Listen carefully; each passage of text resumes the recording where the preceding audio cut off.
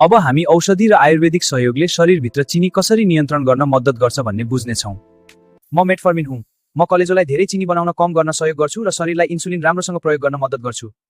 म ग्लाइमिप्राइड हुँ। म प्यानक्रियासलाई इन्सुलिन निकाल्न प्रेरित गर्छु, जसले रगतको चिनी घटाउन सहयोग गर्छ।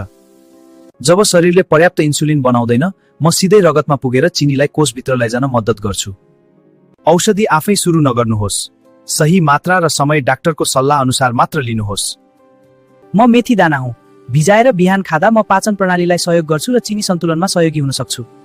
म करेला जुस हुँ। स्वस्थ जीवनशैलीसँगै सेवन गर्दा म चिनी सन्तुलनमा सहयोग गर्न सक्छु। म गुडमार हुँ। परम्परागत रूपमा चिनी सन्तुलनमा सहयोगी जडीबुटीको रूपमा प्रयोग गरिन्छ। म जामुनको गुठीको पाउडर हुँ। म परम्परागत रूपमा रगतको चिनी सन्तुलनका लागि प्रयोग गरिन्छ।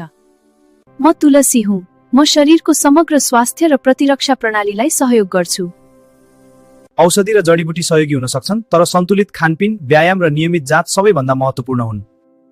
लाइक, फलो, सब्स्क्राइब, शेयर र कमेन्ट गर्न नबिर्सनुहोस्। डिप केयर फार्मेसीलाई समर्थन गर्नुहोस्।